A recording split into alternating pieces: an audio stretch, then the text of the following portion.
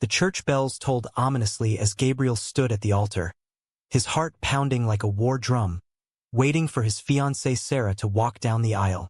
But instead of her radiant smile, a frantic usher burst through the doors, thrusting a phone into his hands with a video that froze his blood.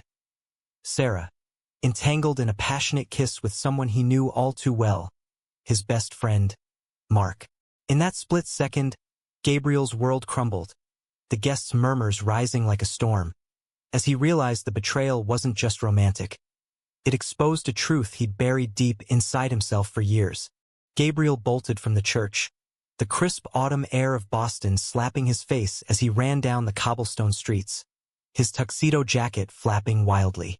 He didn't stop until he reached the Charles River, where he collapsed on a bench, gasping for breath. The video replayed in his mind. Sarah and Mark, laughing together in a dimly lit bar, their lips meeting with a familiarity that screamed months of deception. But beneath the rage, a sharper pain clawed at him. Mark, his confidant since college, the one person who'd always seen through Gabriel's polished facade. How could he? And why did the sight of Mark in that embrace stir something forbidden in Gabriel's chest? Something he'd fought to ignore. Growing up in a conservative suburb of Massachusetts, Gabriel had learned early to play the part. His father, a stern lawyer with unyielding expectations, preached family values and traditional success. Harvard law, a wife, kids, the whole American dream. Gabriel excelled at it, dating Sarah through law school, proposing last Christmas amid cheers from both families. But late nights studying with Mark had sparked unspoken tensions. Mark's easy laugh, his bold opinions on politics and identity, the way he'd come out as gay in their sophomore year without apology. Gabriel admired it, envied it, but never admitted how those moments made his pulse race. Now, this betrayal ripped the veil off, forcing Gabriel to confront why Sarah's infidelity hurt less than Mark's involvement. That evening, Gabriel stormed into Mark's apartment in Cambridge, the door slamming behind him like a gunshot. Mark was there, alone, nursing a beer on the couch, his face paling as Gabriel shoved the phone in his face. "How long?" Gabriel demanded, his voice cracking with fury. Mark set the beer down slowly, his eyes meeting Gabriel's with a mix of guilt and defiance. "Gabriel, it's not what you think. Sarah and it was a mistake, but you need to hear me out." Gabriel laughed bitterly, pacing the room. "Hear you out? You've been screwing my fiancé, my best friend." Mark stood, his hands raised in surrender. "It happened once after that party last month. We were drunk, and she confessed she felt trapped. But Gabriel, this isn't just about us. It's about you." Gabriel froze, his fists clenching. "What the hell does that mean?" Mark took a step closer, his voice softening. "You've been hiding, man. From everyone, from yourself. Sarah saw it too. The way you look at me sometimes. It's not just friendship." The words hit like a punch, knocking the wind out of Gabriel. He shoved Mark against the wall, their faces inches apart, breaths mingling in the charged air. "You're lying," Gabriel hissed, but his grip faltered as memories flooded in. Stolen glances during late-night talks, the inexplicable jealousy when Mark dated other guys. Mark didn't flinch. "Am I? Or are you finally seeing what's been there all along?" Gabriel released him, staggering back, the room spinning. He fled again, into the night, his mind a whirlwind of denial and dawning realization. The next morning, Gabriel called in sick to his law firm, unable to face the pitying stares or the endless voicemails from Sarah and his family. He wandered the streets, ending up at a quiet coffee shop in Back Bay, where he sat staring into his black coffee. His phone buzzed. His mother, Evelyn, her voice laced with concern. "Gabriel, darling, what happened?" "Sarah's devastated, and your father is furious. Come home. We can fix this." "Fix this?" Gabriel thought bitterly. "How do you fix a life built on lies?" He hung up, his thoughts drifting back to Mark. What if Mark was right? The idea terrified him, yet it ignited a spark of freedom he'd never allowed himself to feel. By afternoon, Sarah showed up at his door, tears streaming down her face. "Gabriel, please, let me explain." He let her in, but his expression was stone. She collapsed on the couch, sobbing. I love you, but we've been drifting. Mark. He understands things I don't. He said you two have this connection and I got jealous, stupidly. It was a one-time thing. Gabriel's jaw tightened. A one-time thing that destroys everything. She reached for his hand, but he pulled away.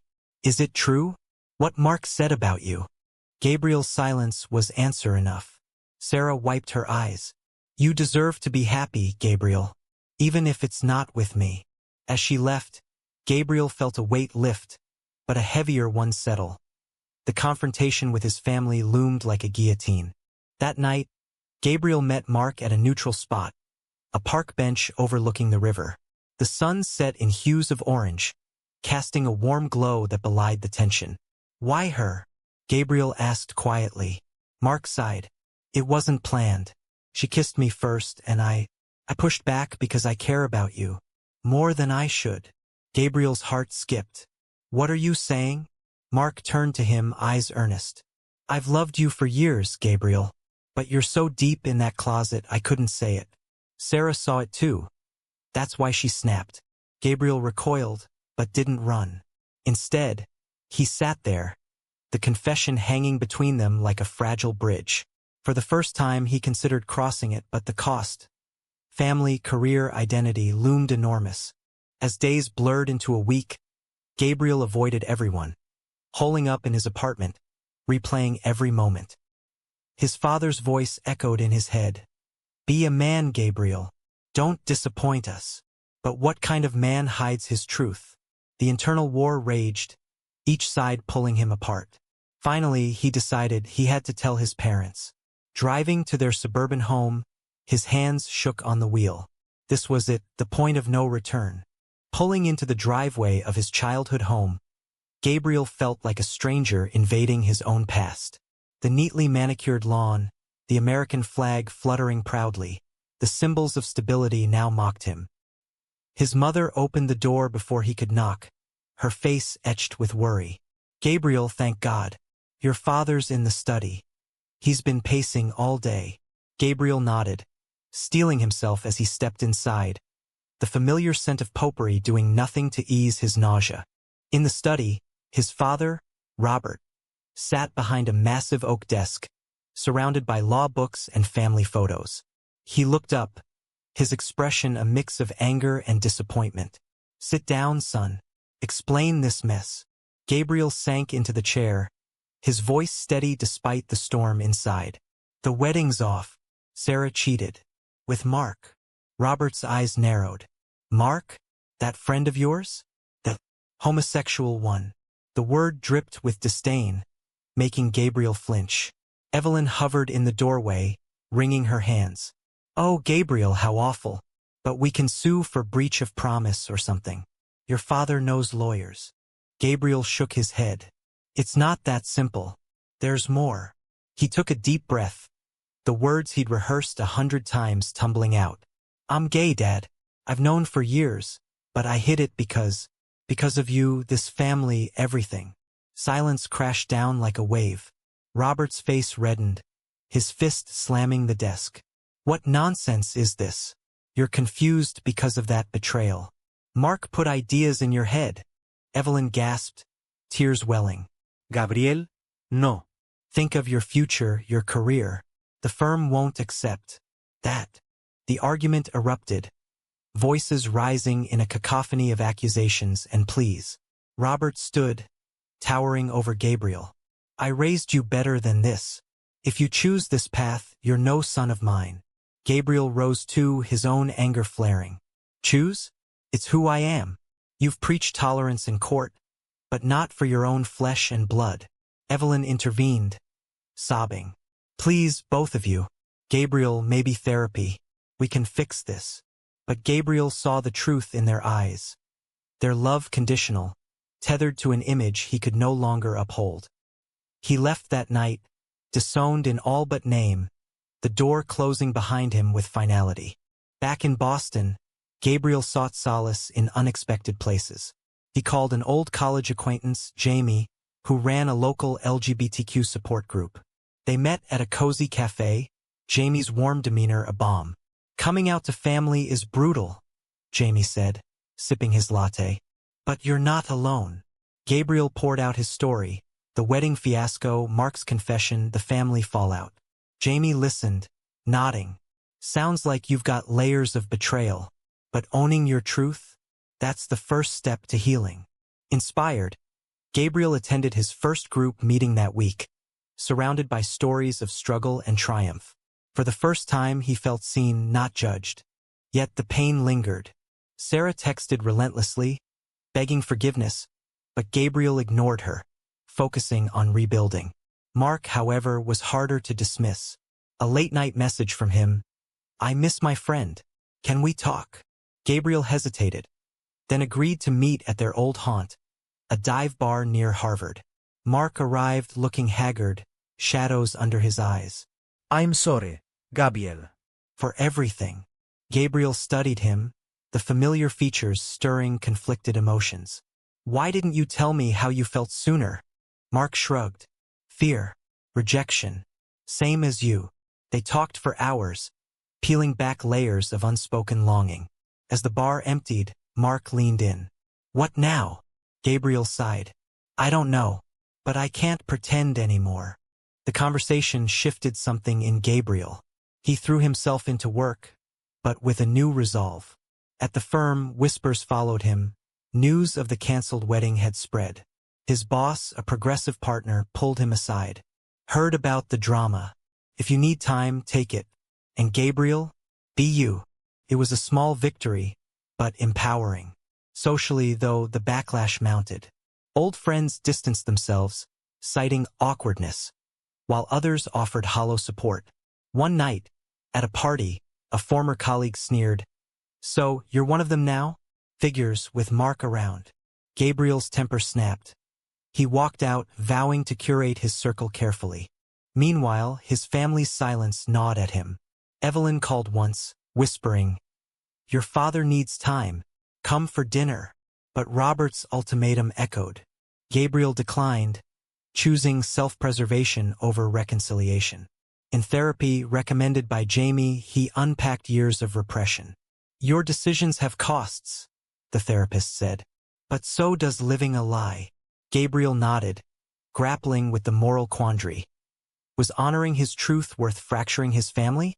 As weeks turned to months, Gabriel and Mark's friendship tentatively rebuilt. They shared coffees, walks, careful not to rush. One evening, under the stars in Fenway Park during a casual game, Mark confessed again.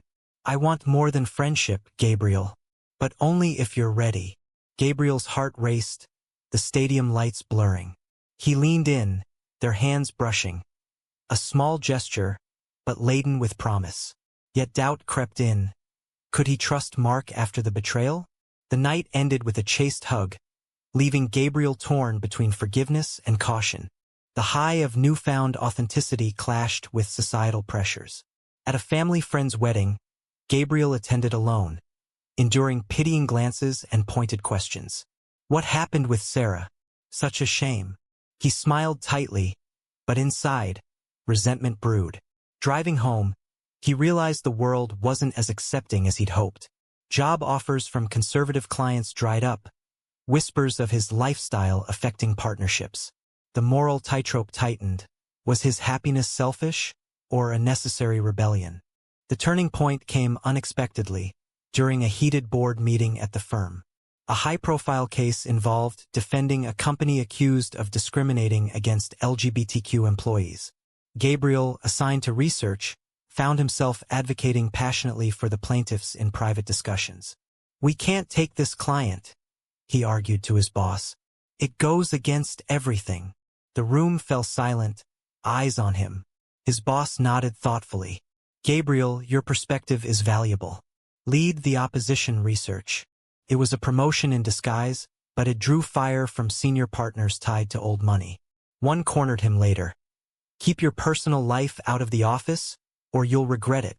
The threat hung heavy, forcing Gabriel to weigh career ambitions against integrity. That night, unable to sleep, Gabriel called Mark. "I need advice." They met at Mark's place, the air thick with unresolved tension. Mark listened, then said, "You've come so far. Don't back down now." As they talked, proximity ignited sparks. Mark's hand on Gabriel's shoulder sent shivers. "I betrayed you once," Mark admitted, "but I'd never do it again." Gabriel searched his eyes, finding sincerity. In a moment of vulnerability, he kissed Mark, soft, tentative, but electric. It was his first real acknowledgement of desire, a step into the unknown. They pulled back, breathless. "This changes everything," Gabriel whispered. Mark smiled. "Good." Their relationship blossomed in secret at first, stolen moments amid chaos. But secrets breed complications. Sarah, hearing rumors, confronted Gabriel at a mutual friend's gathering. "You and Mark? After what he did?" Her voice rose, drawing stares. Gabriel pulled her aside. "It's none of your business now." She laughed bitterly. "You're fooling yourself. He'll hurt you again." The words planted seeds of doubt, exacerbating Gabriel's inner turmoil. Was he rushing into this out of rebound or genuine feeling? The moral dilemma deepened. Forgiving betrayal for love, right or reckless? Family tensions escalated when Evelyn showed up unannounced at Gabriel's apartment. "Your father had a health scare, a minor heart episode. He wants to see you." Gabriel's stomach dropped. "Is he okay?" She nodded, but her eyes pleaded. "Come home, Gabriel. Pretend for his sake." The request stung. Pretend? After all he'd sacrificed? He refused. "I can't lie anymore, Mom." She left in tears, leaving Gabriel racked with guilt. Had his choices endangered his father's health? The weight of filial duty clashed with self-authenticity, a battle with no clear victor. At work, the discrimination case heated up. Gabriel uncovered damning evidence, but presenting it meant alienating powerful allies. During a late-night prep, Mark stayed over, offering support. "You're doing the right thing," he said, holding Gabriel close. Their intimacy grew, emotional more than physical, built on shared vulnerabilities. Yet societal whispers persisted. An anonymous email to the firm, "Gabriel Thompson's lifestyle is a liability." Paranoia set in. Who sent it? A colleague? Family friend? The pressure mounted, testing Gabriel's resolve. One weekend, Gabriel and Mark attended a pride event in Boston. A bold step for Gabriel. Surrounded by celebration, he felt liberated, holding Mark's hand publicly. But a familiar face in the crowd, his cousin, loyal to Robert, spotted them. By Monday, his phone exploded with messages from relatives. "Disgraceful.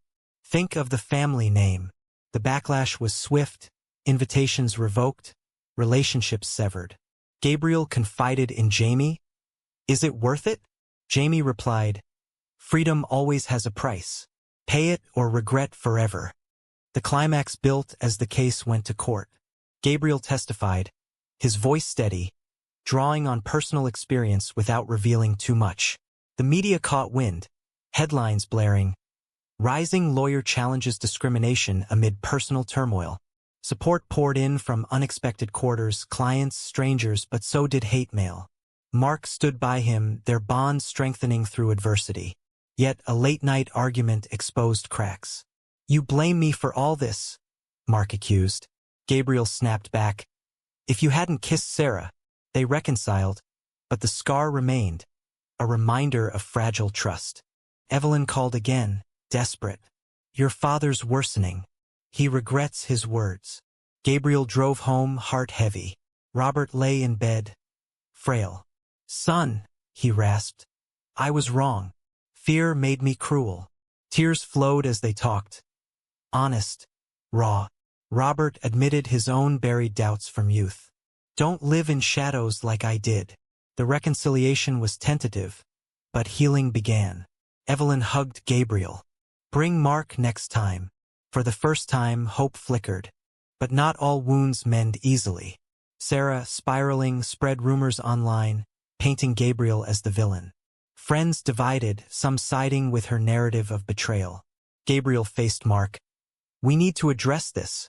Together, they posted a joint statement owning their story. The response was mixed, support and vitriol, but it freed them. Gabriel's therapy sessions delved deeper. Your choices define you. Embrace the consequences. As the case won, Gabriel's career soared, but at a cost. Lost connections, emotional scars. With Mark, love deepened, but doubts lingered. Was this the right path, or a series of regrettable decisions? The moral ambiguity swirled, each action a double-edged sword. Victory in court brought accolades, but Gabriel felt hollow. Interviews flooded in, praising his bravery, yet each one reopened wounds. At a celebratory dinner with Mark, Jamie, and new friends, toasts rang out to truth, but Gabriel's smile faltered, his mind on the family dinner he'd promised. Bringing Mark home was a gamble. Robert's health fragile, prejudices deep-rooted. You ready? Mark asked later in bed. Gabriel nodded, but fear gnawed. What if it backfired? The drive to suburbia was tense, silence broken by sporadic talk. At the door, Evelyn greeted them warmly, but Robert's handshake with Mark was stiff. Dinner proceeded awkwardly, small talk veering into dangerous territory. So, Mark, what do you do? Robert asked gruffly. Mark replied evenly, software engineer, an advocate for LGBTQ rights. Robert grunted. Admirable, I suppose. As plates cleared, the real conversation erupted. Gabriel tells me you're together, Robert said. Gabriel interjected. Dad, we are. Robert sighed. It's hard for me, but I'm trying. Mark shared his coming-out story, humanizing the abstract. By evening's end, a fragile truce formed, but Gabriel saw the effort it took. His father's strained smiles, Evelyn's anxious glances. The price of inclusion, constant navigation of discomfort. Back in the city, societal pressures intensified. A conservative client pulled out, citing values mismatch. Gabriel's boss shrugged. Win some, lose some. Your integrity's worth more. But financially, it stung, bills piled, forcing overtime. Mark offered help, but Gabriel refused, pride clashing with need. An argument ensued. Let me in, Gabriel. I don't want pity. They made up, but resentment simmered. Was love enough to bridge such gaps? Sarah's vendetta escalated. She filed a small claims suit over shared expenses, dragging Gabriel to mediation. Their face-to-face emotions boiled.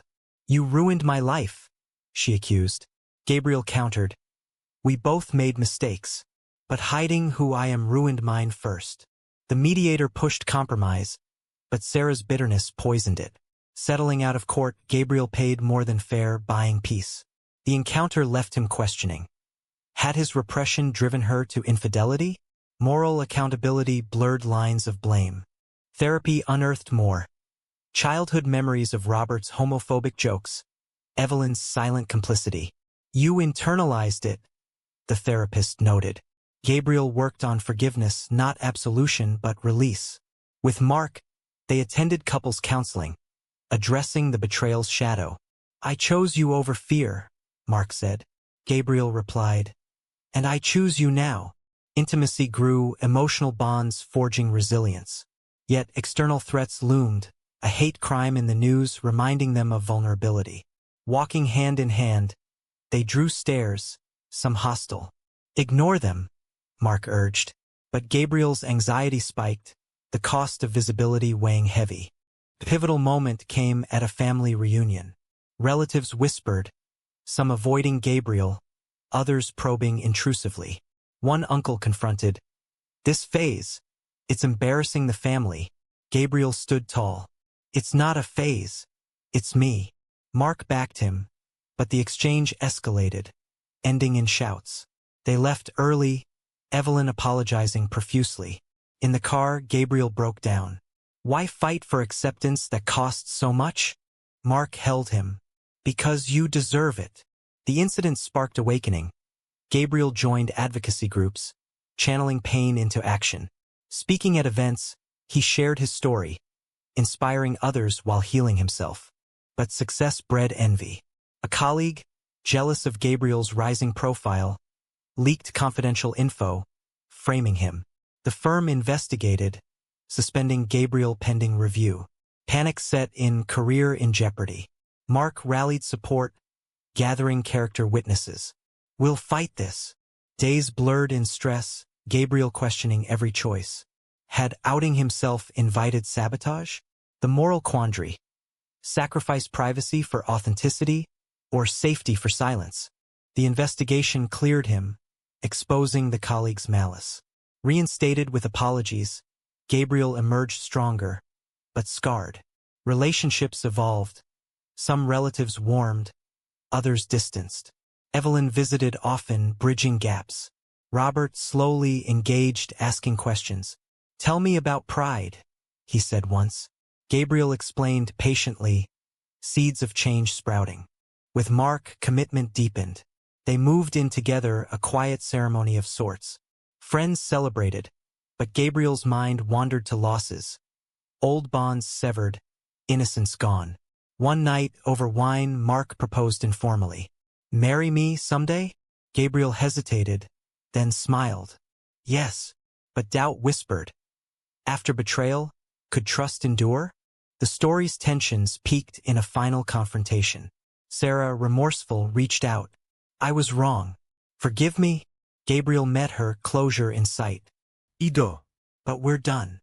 Walking away, he felt unburdened. Society's judgments faded, his path clearer. Yet the journey's costs, emotional, relational, professional, remained, a testament to hard-won freedom. As seasons shifted, Gabriel's life stabilized, but echoes of turmoil lingered. Work thrived. He led a pro bono division for LGBTQ rights, turning personal pain into purpose. Mark's career flourished too, their home a sanctuary amid chaos. Yet family dynamics tested boundaries. Thanksgiving brought a showdown. Robert invited them, but stipulated no politics. At the table, conversation veered inevitably.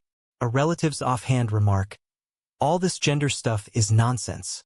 Gabriel challenged calmly, "It's about respect."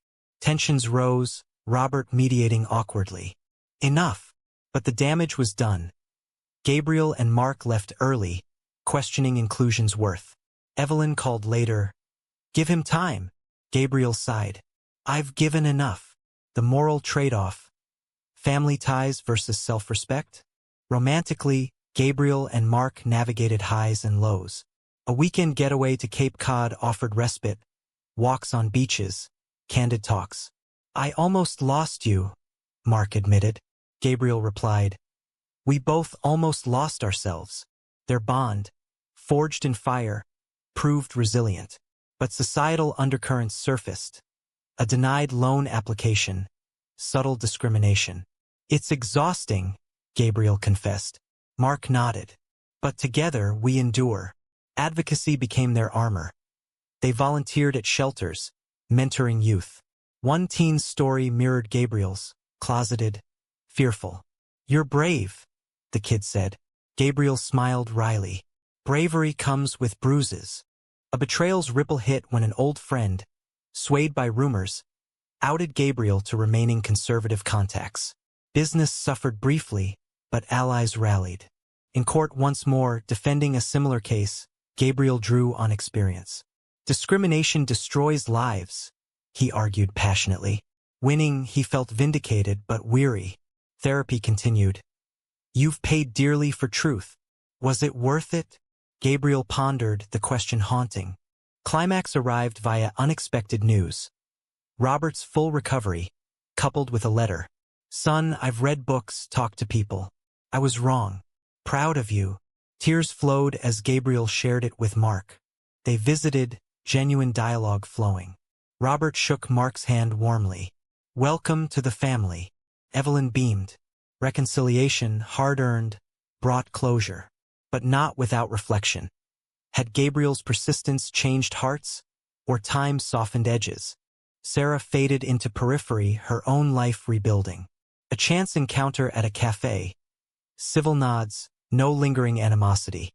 Gabriel realized forgiveness liberated him most. Sociali, circles expanded, diverse, supportive. Yet losses stung. Friendships irreparable, innocence shattered. At a pride parade, Gabriel marched with Mark, flags waving, feeling empowered. Strangers cheered, but a counter-protester's shout reminded of ongoing battles. "Love wins," Mark whispered. Gabriel nodded, but wondered, at what cost? As the year closed, Gabriel contemplated his journey, from altar shock to self-acceptance. Decisions piled. Coming out, forgiving Mark, challenging family, risking career. Each carried consequences, pain, growth, transformation. With Mark by his side, he proposed formally on New Year's Eve, ring in hand. Through it all, yes, fireworks lit the sky, symbolizing hope. But doubts persisted in quiet moments. Had he chosen correctly, or invited unnecessary suffering? Society's progress was uneven, personal tolls immense. Gabriel wrote in his journal, "Truth sets free, but freedom demands sacrifice." The story ends not in tidy resolution, but ongoing struggle. Gabriel and Mark built a life, advocating change, but scars remained. Family mended partially, society evolved slowly. In the end, the awakening came at great expense, prompting reflection on paths taken. Was Gabriel's pursuit of authenticity a heroic stand against oppression, or a selfish disruption of familial harmony that could have been avoided through compromise?